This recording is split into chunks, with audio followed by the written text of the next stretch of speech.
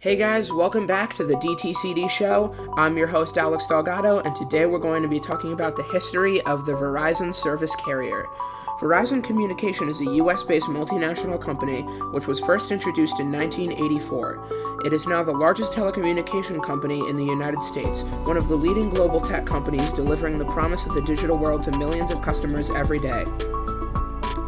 When the Federal Communications Commission approved a $64.7 billion acquisition of telephone company GTE, Bell Atlantic changed its name to Verizon Communications in June of 2000. The approval came with 25 provisions to preserve competition. It was between local phone carriers, including investing in new markets and broadband technologies. After the acquisition with GTE, Verizon became the largest telephone company in the United States. At that time, the company was operating 63 million telephone lines in 40 states. The name Verizon has been acquired from the Latin words veritas, Latin for truth, and horizon. The name was chosen from 8,500 candidates, and the company spent $300 million on marketing the new brand. Bell Atlantic formed Verizon Wireless in a joint venture with the British telecommunications company Vodafone in April 2000, 2 months before the FCC gave final approval on the formation of Verizon Communications.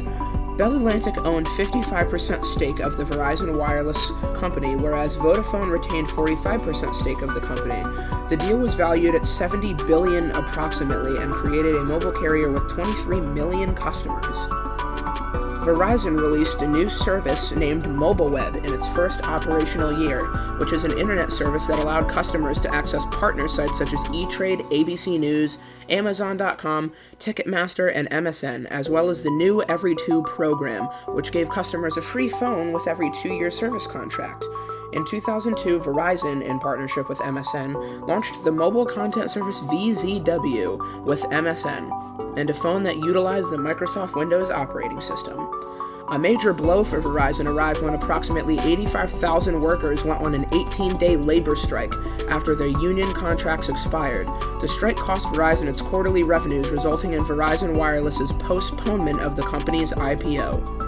Verizon released a service named Mobile Web in its first operational year, which is an internet service that allowed customers to access partner sites such as E-Trade, ABC News, Amazon.com, Ticketmaster, and MSN, as well as the new Every 2 program, which gave customers a free phone with every 2-year service contract. In 2002, Verizon, in partnership with MSN, launched the mobile content service VZW with MSN, and a phone that utilized the Microsoft Windows operating system.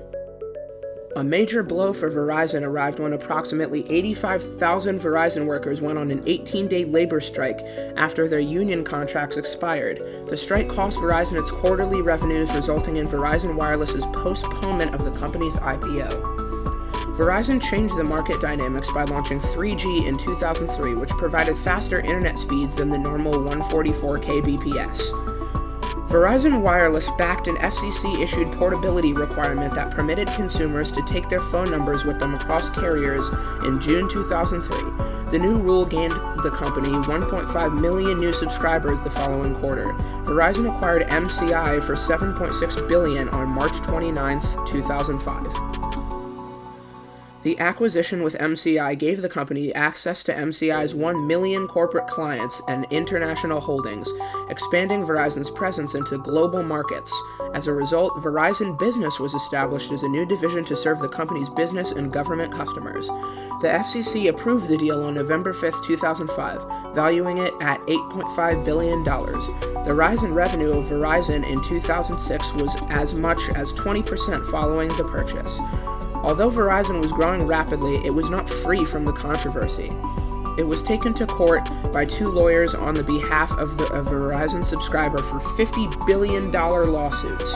Verizon was accused that it had given the National Security Agency landline phone records following the September 11th attacks.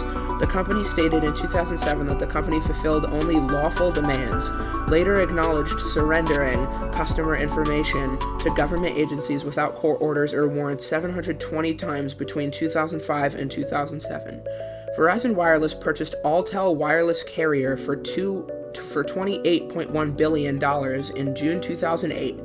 The acquisition included 13 million customers, which allowed Verizon Wireless to surpass AT&T in a number of customers and reach new markets in the rural area.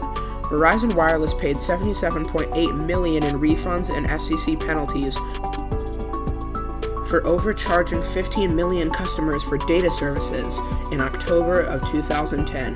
The company stated the overcharges swindle accidental and only amounted to a few dollars per customer. Verizon introduced its first 4G LTE network in 38 markets in December of 2010, as well as in airports and in several additional cities. The company planned on a 3-year constant expansion of the 4G service. In June 2012, as part of its strategy to expand into new growth areas in its wireless business, Verizon purchased Hughes Telematics, a company that produces wireless features for automobiles, for $612 million. FCC ruled that Verizon must stop charging users an added fee for using 4G smartphones and tablets as Wi-Fi hotspots, known as tethering, in July of 2012. Verizon had been charging its customers, even those with unlimited plans, $20 per month for tethering.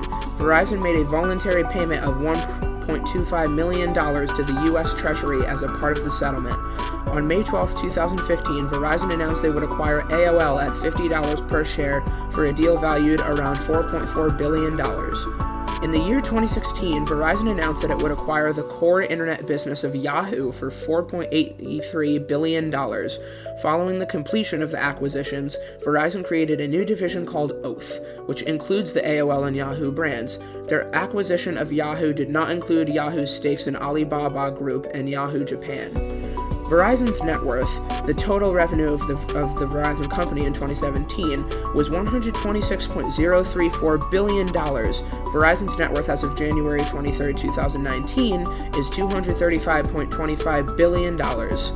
Thank you guys so much for watching the third episode of the DTCD Show. This has been your host, Alex Delgado, and I'll catch you guys in the next one. See ya.